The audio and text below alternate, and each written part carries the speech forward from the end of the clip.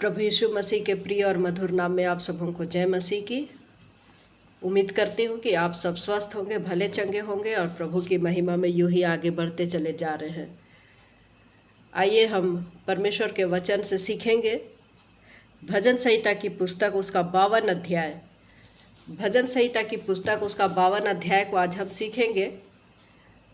जो यहाँ पर जो लिखी गई बातें हैं, यदि उसके पीछे की बातों को यदि हम ना समझें तो ये वचन को जब हम पढ़ते हैं तो उसका मायने हमको, अर्थ ठीक से हमको समझ में नहीं आता है। उसके पीछे के बैकग्राउंड की स्थिति को यदि हम जब तक ना समझें, तो आज हम इसके बारे में सीखेंगे कि दाऊद जो है ये वचन को क्यों लिख रहा है। यदि हम उसके हेडिंग में देखें, भजन संहिता की पुस्तक उसका 52 अध्याय के जब ऊपर में हम देखते हैं परमेश्वर का न्याय और अनुग्रह, और ये जो यहाँ पर लिखा हुआ है, प्रधान बजाने वाले के लिए मश्कील पर दाऊद का भजन। जब दोएग एदोमी ने शाऊल को बताया कि दाऊद अबीमेलेक के घर गया है। यहाँ पर हम देखते हैं कि दाऊद ये क्यों कह रहा है कि हे वीर, तू बुराई करने पर क्यों घमंड करता है। ये किसको कह रहा है? जैसे हमने अभी देखा हेडिंग में कि वो ये दोएग को कह रहा है। किसको कह रहा है? दोएग को कह रहा है। और ये हमको मिलता है पहला शामुएल की पुस्तक उसका 21वां अध्याय से। जब हम आगे पढ़ते हैं हमको उसका वर्णन यहाँ पर हमको देखने को मिलता है। ये उस समय की घटना है जब दाऊद जो है शाऊल के पास से भाग रहा था। दाऊद जो है शाऊल के पास से भाग रहा था, और यहाँ पर हम क्या देखते हैं कि दाऊद जो है नोब को गया है और अहीमेलेक याजक के पास में गया है। और अहीमेलेक याजक जो है, दाऊद जो है अहीमेलेक याजक से भेंट करता है और उससे क्या करता है? रोटी मांगता है। और रोटी याजक जो है उसको पवित्र रोटी देता है। और उसके बाद में फिर वो क्या कहता है कि उसके तेरे पास में और क्या है, भाले या तलवार? तो फिर वो जो है उसको तलवार देता है। यहाँ पर हम देखते हैं कि अहीमेलेक जो है दाऊद को रोटी देता है, पवित्र रोटी देता है, और क्या देता है? तलवार देता है। और ये सारी चीज़ों को यहाँ पर उपस्थित कौन व्यक्ति देख रहा है? दोएग देख रहा है। पहला शामुएल 21 अध्याय उसका 7वां पद में हम देखते हैं। उस दिन वहाँ दोएग नामक शाऊल का एक कर्मचारी यहोवा के आगे रुका हुआ था। वह एदोमी था और शाऊल के चरवाहों का मुखिया था। अब इस व्यक्ति के बारे में हम देखेंगे। ये व्यक्ति जो है वहाँ पर बैठा है, कहाँ पर? जहाँ दाऊद और अहीमेलेक की बातें हो रही है और वो उसको पवित्र रोटी और तलवार दे रहा है। वहाँ पर वो बैठा है। किसकी तलवार? जिससे वो दाऊद ने गोलियत को मारा था। अब यहाँ पर हम देखते हैं दाऊद जो है अपने को पाक और अशुद्ध चीज़ों से शुद्ध करने के लिए वो बैठा है वहाँ पर। अब देखते हैं कि ये जो दोएग है, दोएग कौन है? एदोम का रहने वाला है, एदोमी व्यक्ति है। दाऊद माफ़ कीजिएगा, दोएग जो है एदोमी व्यक्ति है। और ये क्या है? शाऊल के चरवाहों का मुखिया है। शाऊल के चरवाहों का मुखिया है। उस समय में हम देखते हैं ये जो चरवाहे की जो व्यवसाय थी या काम था, ये एक बिजनेस की तरह थी। इसलिए कि हम देखते हैं कि जब गांव में भी यदि हम जाए के देखेंगे, यदि पहले के समय की आप परिस्थिति को देखें, तो हम क्या देखते हैं कि जिसके पास में जितनी धन संपत्ति, कैसे हम समझते थे कि वो धन संपत्ति वाला व्यक्ति है, अमीर है या गरीब है? उसके भेड़ बकरों के कारण। आज के जैसे नहीं कि बहुत बड़े बड़े घर है, ऐसे नहीं। भेड़ बकरियां जो है, जमीन जो है, ये सब जो बताते हैं कि ये उसकी धन संपत्ति है, वो अमीर व्यक्ति है, धनी व्यक्ति है।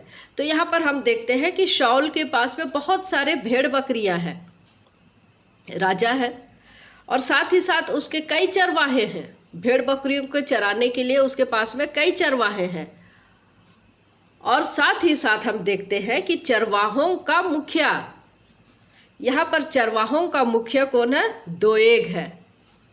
कई चरवाहे होंगे शाऊल के पास में, और उनका मुखिया दोएग है। और दोएग जो है शाऊल का बहुत ही भरोसेमंद आदमी है। शाऊल का बहुत ही भरोसेमंद व्यक्ति था, और हम देखते हैं कि उसका रुतबा भी बड़ा था। उसका रुतबा भी बड़ा था। तो आगे हम देखते हैं कि यहाँ जब हम 22 अध्याय में हम देखते हैं, 22 अध्याय के 11 पद में हम देखते हैं। उसके पहले जब हम देखते हैं 22 अध्याय के 10 पद में हम देखते हैं कि यहाँ पर जो है दोएग जो है शाऊल को बता रहा है कि अहीमेलेक ने उसके साथ में क्या किया। किसके साथ? दाऊद के साथ में क्या किया? उसने उसके लिए यहोवा से पूछा, पहली बात किया। दूसरा उसने क्या किया? और उसे भोजन वस्तु दी। और तीसरी बात क्या किया? फलिस्ती गोलियत की तलवार भी दी। दोएग जो है राजा को बता रहा है कि अहीमेलेक जो है दाऊद को के लिए प्रार्थना किया और भोजन वस्तु दिया और गोलियत की तलवार दी, जबकि ऐसा नहीं था। अगर आप पहला 21 अध्याय के आगे पूरा पढ़ेंगे, 21 अध्याय को जब पढ़ेंगे तो यहाँ पर हम देखते हैं कि अहीमेलेक जो है दाऊद के लिए सिर्फ रोटी दी और तलवार दिया। उसने परमेश्वर से पूछा नहीं, उसने परमेश्वर से प्रार्थना नहीं किया है। लेकिन यहाँ पर हम देखते हैं कि बढ़ा करके झूठ बोल रहा है दोएग अपने स्वामी शाऊल से कि उसने क्या किया है? यहोवा से पूछा, भोजन वस्तु दी और फलिस्ती गोलियत की तलवार भी दी। मेरे प्रिय मित्रों, उसने आधा सच और आधा झूठ बोला। दोएग जो है आधा सच और आधा झूठ बोला। तो ये दोएग का झूठा जीवन है। ये जो दोएग का जो कैरेक्टर है ये बताता है कि दोएग कैसा व्यक्ति था। दोएग का जो जीवन है वो झूठा था और शाऊल के ये और करीब आना चाह रहा था। प्रिय मित्रों, जब हम अपने जीवन में किसी के लिए भी आधा सच और आधा झूठ बोलते हैं तो ये कितना घातक बातें हो सकती है। ये हमारी आशीषों को भी रोक सकता है, क्योंकि हमको जब हम नीति वचन की पुस्तक उसका 12 अध्याय उसका 22 पद में जब हम पढ़ते हैं, वहाँ लिखा है कि वो परमेश्वर वो जीभ से जो झूठ बोलती है उस जीभ से यहोवा को घृणा आती है। झूठों से यहोवा को घृणा आती है। वो जीभ जो झूठ बोलती है उस जीभ से यहोवा को घृणा आती है। तो दोएग का जीवन ऐसा था, ऐसे ही झूठों पर वो चलता था। उसका जीवन ऐसा था और उसका जीवन क्या हुआ? नाश हुआ। हम भजन संहिता की पुस्तक में अभी हम देखेंगे कि कैसे उसका जीवन जो है नष्ट हुआ। और वचन हमको कहता है कि तुम ऐसा ना होना। और झूठ का परिणाम क्या होता है? झूठ का परिणाम क्या होता है? देखिए, हम देखते हैं उसके बाद में क्या हुआ। जैसे ही उसने दोएग ने शाऊल को बताया और शाऊल जो है नाराज हो गया। शाऊल जो है नाराज हो गया। वो क्या किया?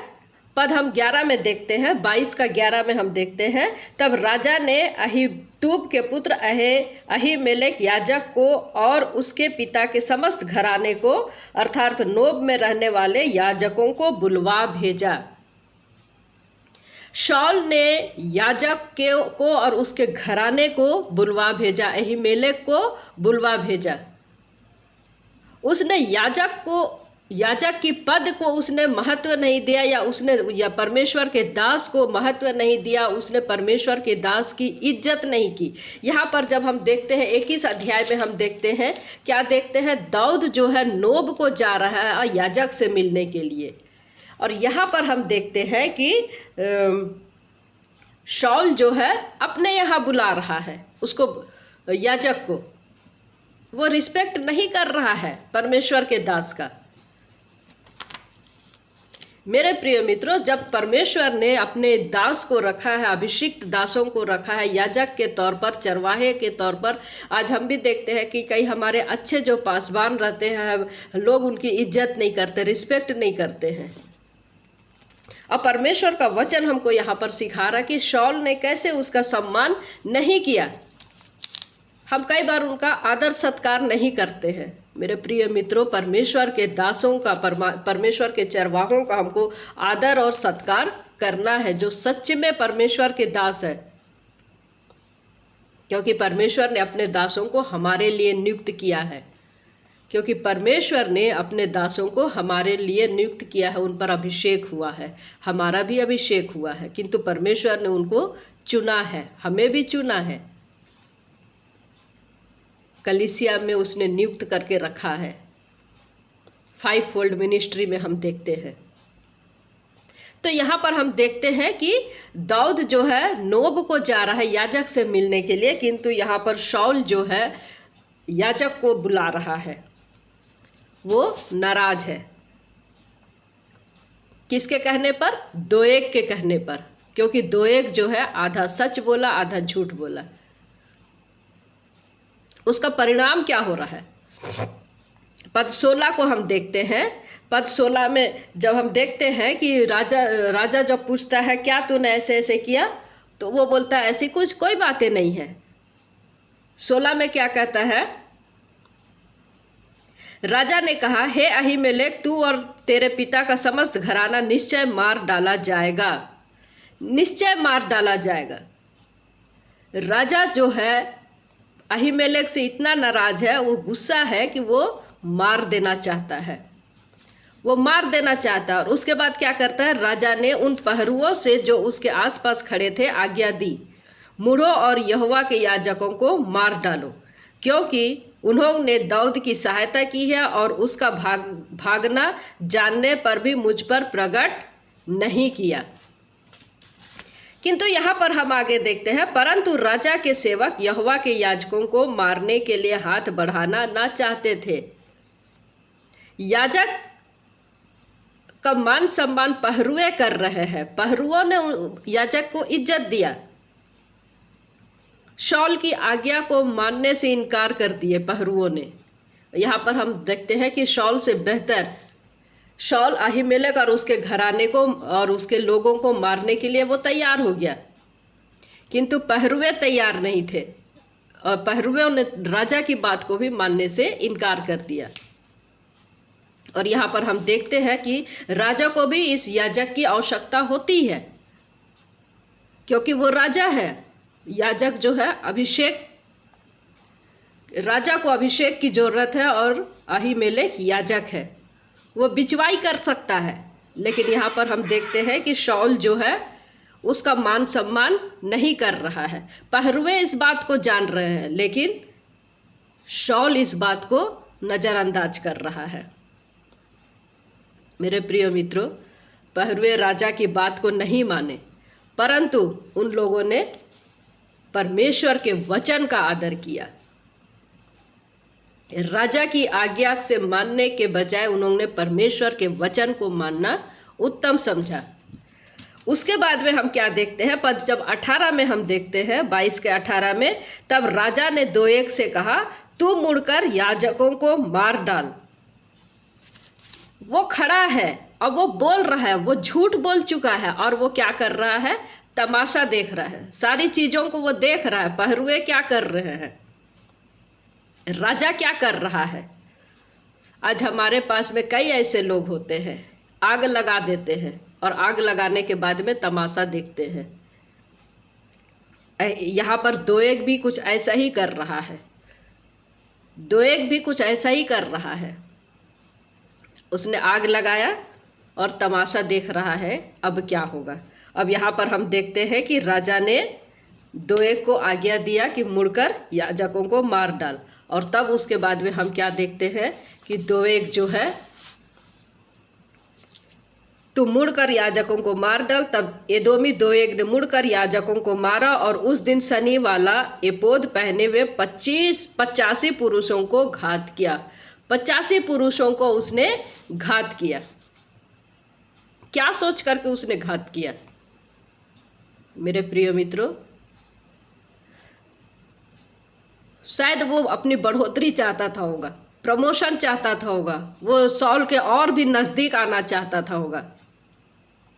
और दोएग ना सिर्फ याजकों को मारा, 85 पुरुषों को मारा, परंतु हम 19 पद में देखते हैं कि वो नोब नगर को उसने स्त्रियों को, पुरुषों को और बाल बच्चों को, दूध पीतों को, बैलों को, गधों को और भेड़ बकरियों समेत तलवार से मारा। इनकी क्या गलतियां थी? 85 पुरुषों को तो उसने घात किया ही किया, उसके बाद में भी याजकों के नगर में जा कर के स्त्री पुरुष बाल बच्चों को, दूध पीतों को, बैल गधों सबको उसने मार दिया। अब यहाँ पर इसकी क्या गलती थी इन लोगों की? हम देखते हैं प्रिय मित्रों, शॉल और दोएग दोनों ने मिलकर के याजकों की हत्या की। परिवार घराने को उन लोगों ने मार डाला। दोएग तैयार हो गया मारने के लिए और कैसे याजकों को वे लोग मार डाले। किंतु परमेश्वर का अनुग्रह अपने लोगों पर रहता है।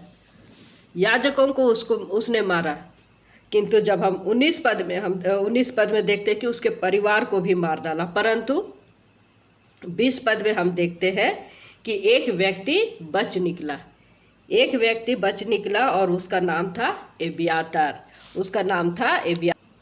हालांकि हम देखते हैं कि शॉल और दोएग जो है सारे याजकों को मार डाला, किंतु वहाँ पर एक बच गया, जो कि अहीमेलेक का पुत्र एब्यातार जो है वो बच गया परमेश्वर के अनुग्रह से। दोएग और शॉल तो सबको नाश करना चाहते थे, किंतु परमेश्वर का अनुग्रह एब्यातार पर हुआ और एब्यातार बच गया। शैतान ने चाहा तो था कि पूरे को नाश कर दे।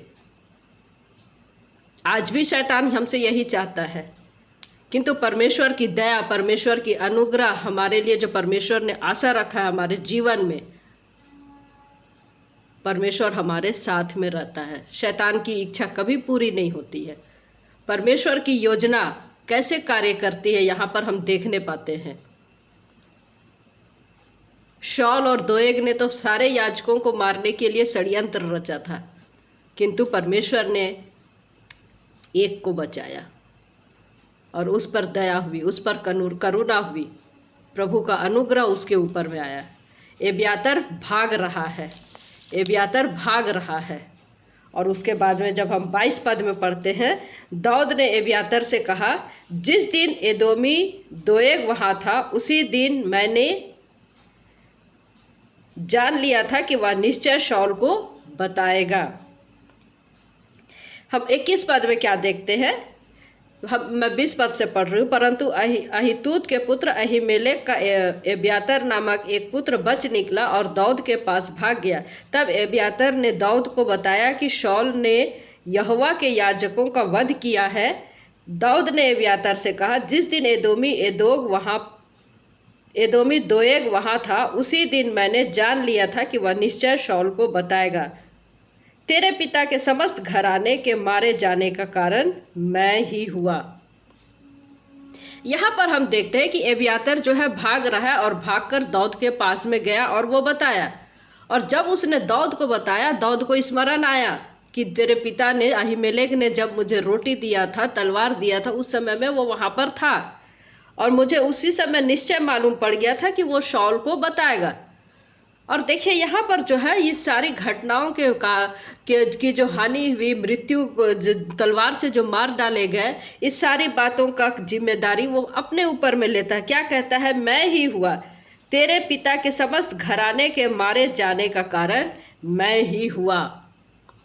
दाऊद कैसे अंगीकार कर रहा है मेरे प्रिय मित्रों? दाऊद कैसे अंगीकार कर रहा है? यदि यहाँ पर कोई दाऊद के जगह पर कोई दूसरे रहते तो हो सकता है कि वो बहाना बनाते, या हो सकता है कि वो इसके कारण हुआ, उसके कारण हुआ, हम ये सब कहते। किंतु यहाँ पर हम दाऊद को देखते हैं कि दाऊद जो है इस चीज़ को स्वीकार कर रहा, और ना सिर्फ स्वीकार कर रहा, वो अंगीकार भी कर रहा है कि मेरे कारण हुआ। तुम्हारे पिता के घराने में जो भी मृत्यु हुई है वो मेरे कारण हुई है, मेरे ही कारण हुई है।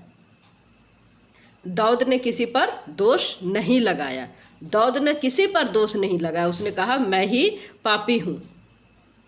और मेरे प्रिय मित्रों, इसी कारण से हम देखते हैं कि ऐसे ही गुण के कारण परमेश्वर जो है दाऊद से प्रेम करता है।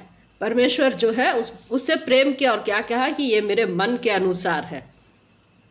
और हम देखते हैं मेरे प्रिय मित्रों कि दाऊद के जीवन में जो कुछ भी हुआ उसने उसको छुपाया नहीं, किंतु परमेश्वर के सामने उसने स्वीकार भी किया, अंगीकार भी किया और उसको फिर से त्याग करके परमेश्वर की ओर उसने मुड़ा, परमेश्वर को देखा।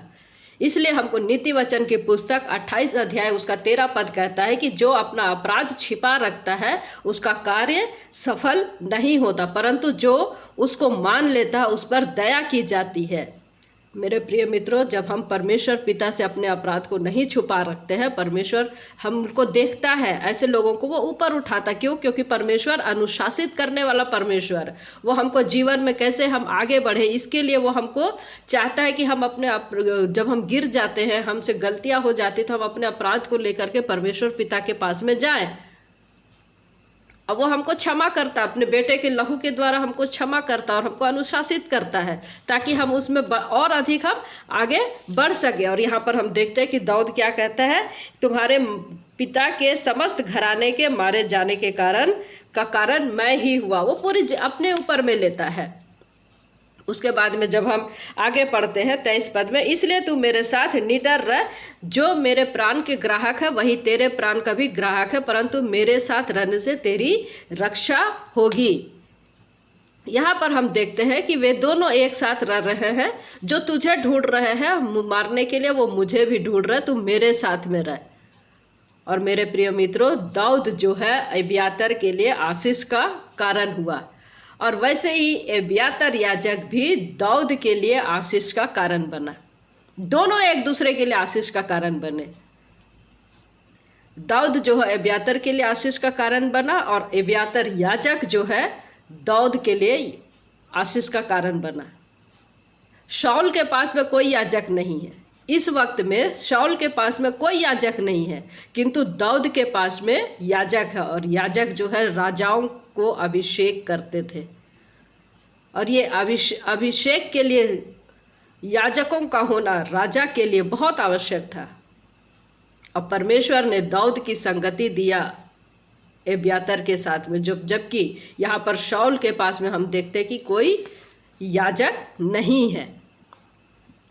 हालांकि बाद में हम देखते हैं कि अबियातर के जीवन में कुछ समस्याएं आई, किंतु यहाँ पर हम देखते हैं कि ये दोनों एक दूसरे के साथ में है।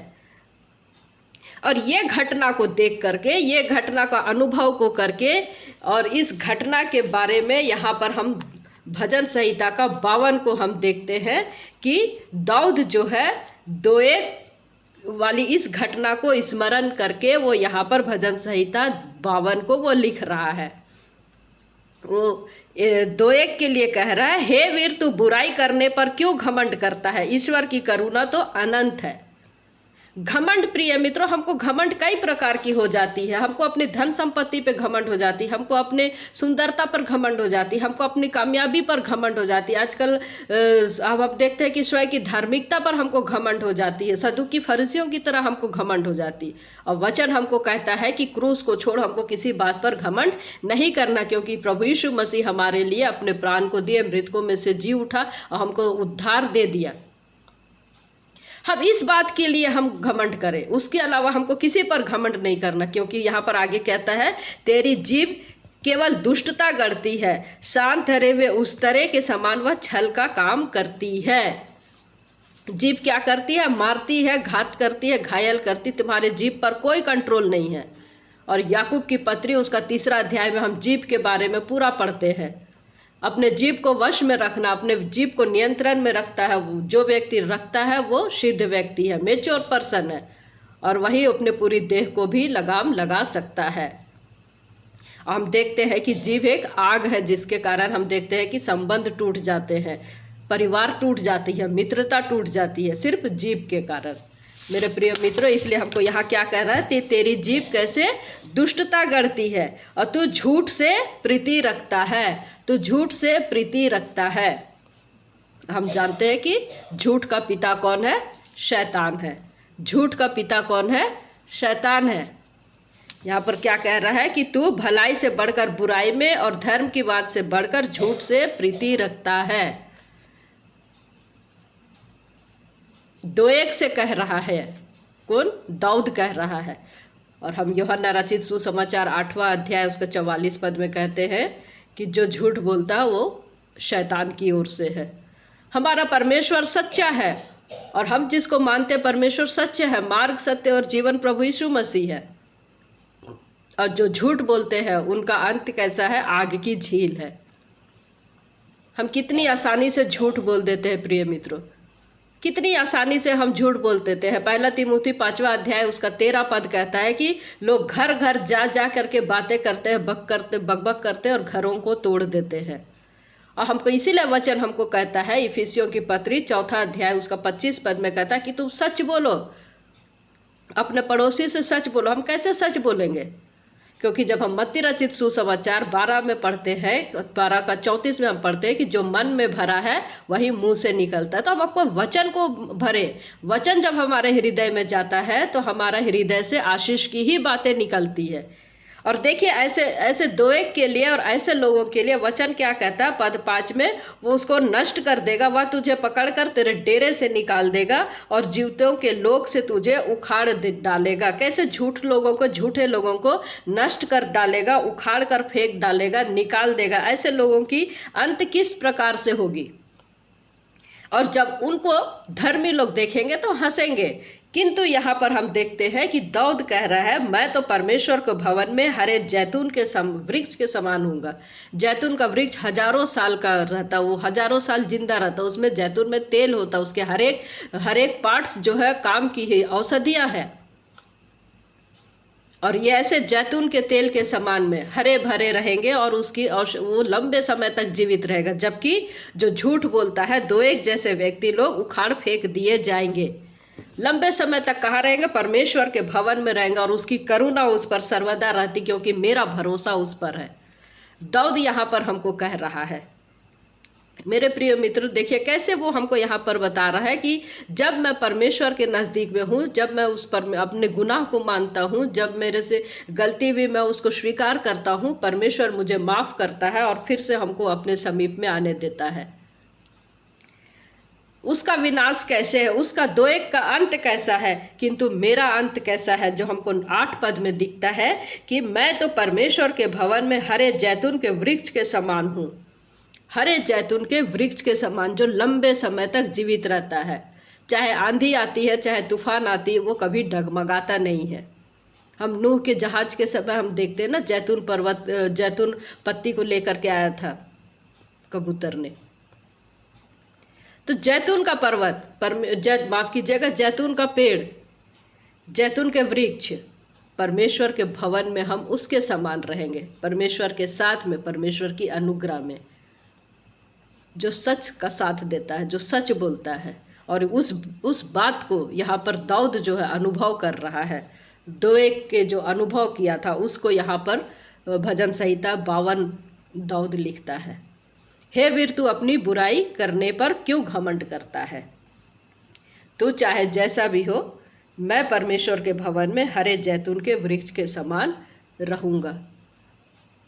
परमेश्वर पिता इन वचनों के द्वारा हम में से प्रत्येक को आशीष दे। आइए दुआ करेंगे। धन्यवाद मेरे परमेश्वर पिता आज के वचन के लिए। होने दे खुदावन बाप, ये वचन पिता परमेश्वर हर एक के जीवन में आशीष का कारण ठहरने पाए। प्रभु, हर एक पर दया दृष्टि बना करके रखना पिता परमेश्वर। होने दे खुदावन बाप कि आपका वचन प्रभु सचमुच में फलवंत हो और दूसरों के जीवन में आशीष का कारण ठहरने पाए। सारा आदर महिमा आपको देते हैं। प्रार्थना प्रभु यीशु मसीह के नाम से मांगते हैं, आमीन। जय मसीह की प्रिय मित्रों, परमेश्वर का अनुग्रह आप में से प्रत्येक के जीवन में बना रहे।